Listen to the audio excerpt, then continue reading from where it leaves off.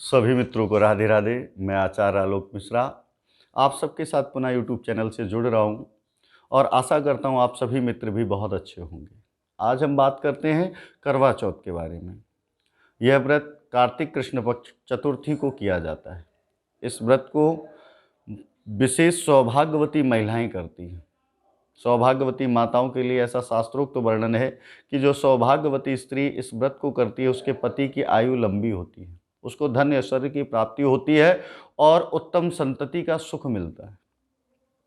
तो 13 अक्टूबर 2022 को प्रातःकालीन उठकर स्नान ध्यान से निवृत्त होकर माँ भगवती गौरा से प्रार्थना करना कि हे भगवती, ये व्रत हमने आपके निमित्त रखा है, आप हमें आशीर्वाद प्रदान करें और ये व्रत हमारा निर्विघ्नता पूर्वक, इस व्रत में किसी भी प्रकार का कोई विघ्न बाधा ना आए और आपके आशीर्वाद से ये व्रत हमारा पूर्ण हो।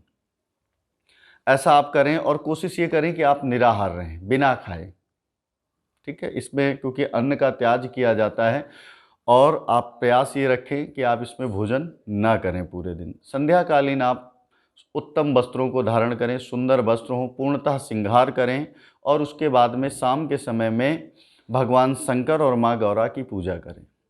पूजा के लिए सामग्री रोली, चावल, कलावा, फूल, फल, मिष्ठान और जो भोजन आपने बनाया है उसको भी एक थाली में परोस लें और भगवती का पूजन करें। भगवान शंकर के साथ में भोग लगाएं।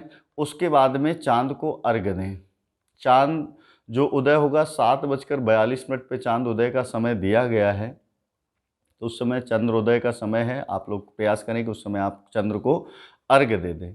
चंद्र को अर्घ्य देने के बाद में जिसके निमित्त आपने व्रत किया है उनको तिलक करके उनके चरण स्पर्श करें और उनसे आशीर्वाद प्रदान करें। दूसरा एक बात और आती है, कई लोग इस प्रश्न को करते हैं कि इस व्रत को सबसे पहले किया किसने, ये प्रचलन कहाँ से हुआ। तो मैं आपको बहुत छोटे शब्दों में कहूँगा, इस व्रत को सबसे पहले माँ गौरा ने किया था भगवान शंकर के लिए और भगवान शंकर ने माँ गौरा को आशीर्वाद दिया था अखंड सौभाग्य का। तब से इसका प्रचलन है। एक कथाएं और भी मिलती हैं, कथाएं तो बहुत सारी हैं लेकिन एक कथा और भी है कि दैत्यों में और देवताओं में युद्ध चल रहा था और वो युद्ध बहुत लंबे समय तक चला, जिसमें दैत्य देवताओं पर भारी पड़ रहे थे। देवता दैत्यों के लिए कुछ भी नहीं कर पा रहे थे। उस युद्ध में उनकी हार हो रही थी, लगातार देवताओं पर दैत्य भारी पड़ रहे थे। तो सभी देवताओं की पत्नियों ने सोचा कि क्या किया जाए, तो सभी एकत्रित होकर इंद्र के ब्रह्मा जी के पास गई और ब्रह्मा जी के पास जाकर के प्रार्थना की कि प्रभु ऐसे ऐसे है और हमारे पतियों की विजय नहीं हो पा रही है, तो हमें क्या करना चाहिए। तो ब्रह्मा जी ने इस व्रत को कहा था, उन सभी माताओं ने इस व्रत को किया, देवताओं की पत्नियों ने, तो देवताओं की विजय हुई। तो एक कथा ये भी मिलती है कि सबसे पहले उन्होंने भी इस व्रत को किया था। तो अनेक अनेक पुराणों में अनेक अनेक कथाएं वर्णित हैं। आप लोग ध्यान रहे कि जिस समय इस व्रत को करें, इस पूजा को करें, माँ गौरा की सेवा मिले, आपको उनका आशीर्वाद मिले, इसके निमित्त आपको ये व्रत करना है। दूसरा एक चीज़ और कहूँगा, क्योंकि बहुत से लोगों का प्रश्न ये भी है, कुछ कन्याओं का प्रश्न है कि क्या सिर्फ शादीशुदा माताएं ही इस व्रत को कर सकती हैं।